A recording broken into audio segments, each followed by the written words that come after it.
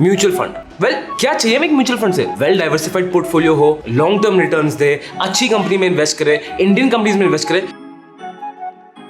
Well आज गोयला के पास कुछ ऐसी अपॉर्चुनिटी आपके लिए।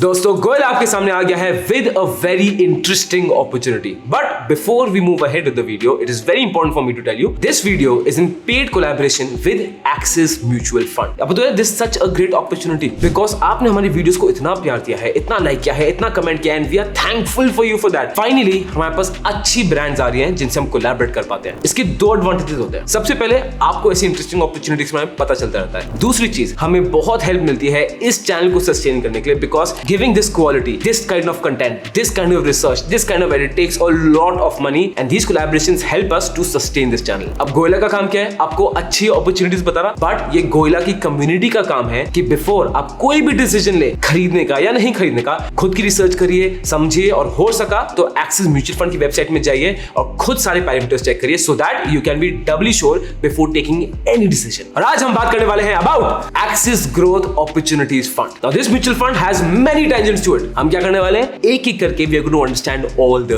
tangents. The first tangent is global markets. Now investing in global markets ना opens you to several opportunities. सबसे पहले आप देखोगे वर्ल्ड वाइड अगर मैं मार्केट कैपिटल देखूंगा पूरी वो दुनिया का एक साथ, तो इंडिया ना उसका सिर्फ 3% आता है, जहां पे USA has 40% market capital, China has 14%, Japan has 7%. अब if you are investing only in Indian markets, तो ये अपॉर्चुनिटी तो मिस हो रही है ना। And this is where this mutual fund comes, wherein this mutual fund helps us to seize this opportunity. Second advantage ये होता है to invest in international markets is of negative correlation. चिंता मत करो, गोयल आपको समझा देगा। कोरिलेशन क्या होता है? अगर दो चीजें एक डायरेक्शन में एक साथ मूव करती हैं, it has a positive correlation, एक साथ मूव करें, और वहीं अगर दो चीजें ऑपोजिट डायरेक्शन में मूव करती हैं, it is a negative correlation. Simple है। अब जब हम इन्वेस्टमेंट करते हैं ना, तो इट इज एडवाइजेबल कि रिस्क कम करने के लिए, डाइवर्सिफाई ज्यादा करने के लिए हम ऐसे एसेट्स में पैसा डालें जो नेगेटिवली कोरिलेटेड हो। तो अगर हमारा एक एसेट नीचे आ रहा है तो दूसरा एसेट ऊपर चल जाएगा। Simple. Well investing in global markets gives a negative correlation, जिसका एडवांटेज हमें कैसे मिलता है? पोर्टफोलियो भी डाइवर्सिफाई हो जाता है, रिस्क भी थोड़ा कम हो जाता है। गोयला ये तो ठीक है, बट ये बाहर कंपनीज चूज कैसे करेंगे? I love it when you ask this question. और गोयला को पता है क्या पूछने वाले थे क्वेश्चन, तो मैं खुद ही क्वेश्चन अपने आप से पूछ लेता हूं। अब ये म्यूचुअल फंड जब बाहर की कंपनीज में इन्वेस्ट करता है ना, it is with the guidance of Schroders investment management limited. अब श्रोडर्स का कंपनीज चूज करने का तरीका काफी इंटरेस्टिंग है। ये करते हैं बाय आइडेंटिफाइंग ग्रोथ गैप्स। अब कंपनीज में ये ग्रोथ गैप्स कैसे देखते हैं? सबसे पहली चीज, ये कंपनी की कोर कैपेबिलिटीज को चेक करते हैं। Second thing that they try to catch cyclical opportunities. अब सिक्लिकल क्या होता है? चिंता मत करो, गोयल आपको समझा देगा यार, बैठे हो आराम से बैठो यहाँ पे। सिक्लिकल ये होता है कि कुछ सेक्टर्स तो सीधा ऊपर मूव करते हैं स्ट्रक्चरल वे, कुछ सेक्टर्स सिक्लिकल होते हैं जो मूव करते हैं बट साइकिल में मूव करते हैं, ऊपर जाते हैं फिर नीचे आते हैं। सिक्लिकल अपॉर्चुनिटी सीज करना किसको बोलते हैं? कि जब कोई सिक्लिकल सेक्टर या कोई सिक्लिकल स्टॉक ऊपर की तरफ जा रहा हो इन द साइकिल, उसको तब इन्वेस्ट कर दो। एंड यही स्ट्रैटेजी है श्रोडर्स की, जिसकी वजह से ये वो स्टॉक चूज करते हैं जो हाई क्वालिटी हो और ग्रोथ ओरिएंटेड हो। Second tangent is the domestic market, और इस म्यूचुअल फंड में डोमेस्टिक मार्केट में बहुत फोकस किया गया है। अब डोमेस्टिक मार्केट में इनका स्टॉक्स चूज करने का एक सिंपल फंडा है, जहां पे एक इन्वेस्टर बहुत मेजर फोकस डालता है on the company's core fundamentals. जिसके से होता है क्या है? We get high quality growth companies जिनकी एक्सपीरियंस मैनेजमेंट हो इन इमर्जिंग इंडस्ट्रीज या एस्टैब्लिश्ड बिजनेस के हाई ग्रोथ सेगमेंट्स में।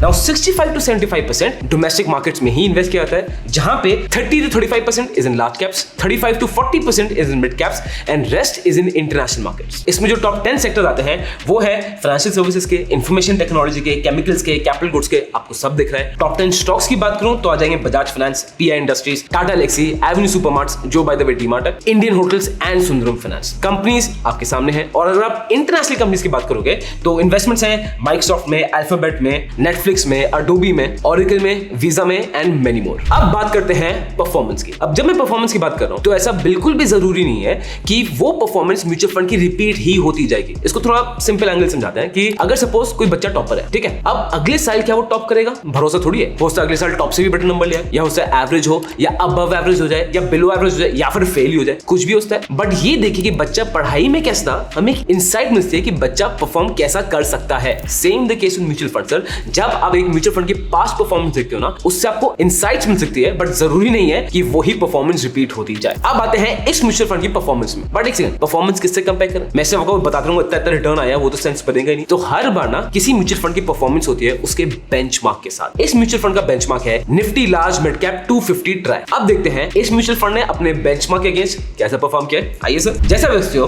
1 ईयर में बेंचमार्क दिया है 15.43% रिटर्न और इस म्यूचुअल फंड ने दिया है 14.75%। 3 साल के रिटर्न देखोगे, बेंचमार्क ने दिया है 30.81% और इस म्यूचुअल फंड ने दिया है 27.03%। बट अगर आप इंसेप्शन से देखोगे ना, तो बेंचमार्क ने दिया है 17% और इस म्यूचुअल फंड ने दिया है 18.03%। As a matter of fact, अगर मैं बहुत रिसेंट टाइम्स में जाऊं और 3 महीने का भी देखूं, this fund has beaten it's benchmark. आइए, जैसे दोस्तों 1 मंथ में बेंचमार्क ने दिया है 4.47% रिटर्न, इस म्यूचुअल फंड ने दिया है 8% रिटर्न। 3 महीने के केस में बेंचमार्क ने रिटर्न दिया है 9.45% का, इस म्यूचुअल फंड ने 12.88% का रिटर्न दिया है और 6 मंथ्स में भी आप देख रहे हो इस म्यूचुअल फंड ने बेंचमार्क को बीट किया है। इससे हमें ये इनसाइट तो मिल सकती है कि पिछले 3 महीनों में ना इस फंड का जो क्वालिटी स्टाइल है ना, वो वापस आ रहा है। अब हो सकता है आपको ये सब सुन के फंड बहुत एक्साइटिंग लग रहा हो, बट देखो गोलिया काम आपको दोबारा बताने का ये है कि किसी भी म्यूचुअल फंड में इन्वेस्ट करने के पहले खुद का ड्यू डिलिजेंस प्लीज करिए। मेक श्योर कि जो आपके लॉन्ग टर्म फाइनेंशियल गोल्स हैं, आपकी रिस्क एपेटाइट है, जो भी फंड आप ले रहे हो उससे मैच करें। खुद रिसर्च करिए या किसी प्रोफेशनल से हेल्प लेके ही डिसीजन लीजिए कि आपको म्यूचुअल फंड खरीदना है कि नहीं खरीदना है। अब टेंजेंट आता है कि ये फंड किस किस के लिए सूटेबल है। अगर आप उनमें से हो जो डाइवर्सिफाइड पोर्टफोलियो चाहते हैं, ग्लोबल मार्केट्स में भी इन्वेस्ट करना चाहते हैं, अनएक्सप्लोर्ड टेरिटरीज, अनएक्सप्लोर्ड ज्योग्राफीज में पैसा डालना चाहते हैं,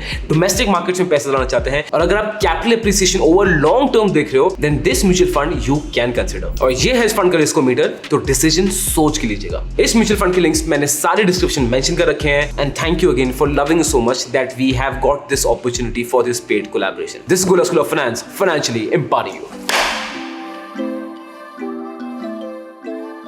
Mutual fund investments are subject to market risk. Read all scheme-related documents carefully.